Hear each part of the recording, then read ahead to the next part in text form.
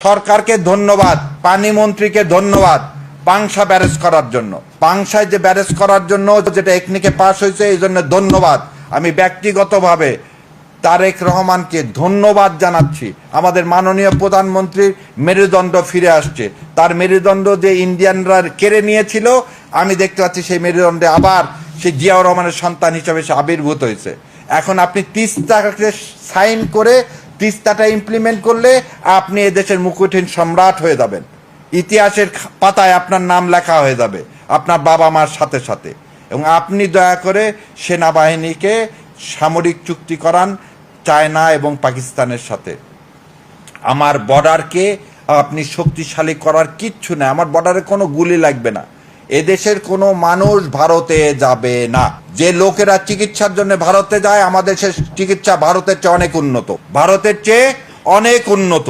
আমাদের দেশের কোন হাসপাতাল, আমার আমিরে জামাতের ওপেনার সার্জারি হয়নি? বাংলাদেশে প্রতিদিন ওপেনার সার্জারি হচ্ছে না? তাহলে যেসব লোকেরা ইন্ডিয়াতে চিকিৎসার জন্য যাবে তাদের ইনকাম ট্যাক্স ফাইল দেখা হোক, তারা কোথায় পায় টাকা? ট্যাক্স দেয় না, আবার ইন্ডিয়াতে যা চিকিৎসা করে। এই ইন্ডিয়া প্রীতি এই সব লোকদেরকে, এদেরকেও বন্ধ করতে হবে। এদেশ থেকে কোনো লোক যদি বর্ডার দিয়ে যেতে চায়, কাস্টমসকে অবশ্যই চেক করতে হবে তার ইনকাম ট্যাক্স ফাইলে এই টাকা আছে কিনা। এদেশের টাকা এইভাবে নিয়ে যাওয়া চলবে না, বন্ধ করতে হবে। সো বাংলাদেশের কোনো মানুষ আর ইন্ডিয়া যাবে না। আপনি চিকিৎসা ব্যবস্থার জন্য চায়না অনেক কষ্ট কম, থাইল্যান্ডে অনেক কষ্ট কম।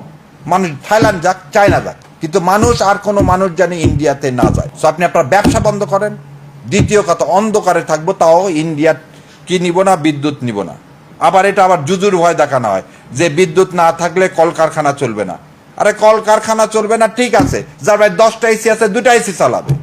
কলকারখানা চালানোর জন্য আমাদের সেই গ্যাস আছে, সেই গ্যাস দিয়ে কি হবে, ইলেকট্রিসিটি তৈরি হবে। আমরা কয়লা নিয়ে এসে সে কয়লা দিয়ে ইলেকট্রিসিটি তৈরি করব। কয়লা আনি আমরা ইন্দোনেশিয়া থেকে। আমরা কোনো কয়লা কিসের থেকে নিব না? ভারত থেকে নিব না। ভারত থেকে আসামে যে তেল উত্তোলন করার জন্য 24 সালে ভারতে রিফাইনারি করছে। সেই রিফাইনারি কি জন্য করছে জানেন? বাংলাদেশে যাতে তেলটা বিক্রি করা যায়, ওর পচা তেল। আপনি এই তেল নিয়েন না। ভারতের আসামের তেল বিক্রি করার আর কোনো জায়গা নাই।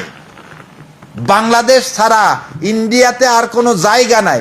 আপনি একটা বছর মাননীয় প্রধানমন্ত্রী এই কাজগুলো করেন।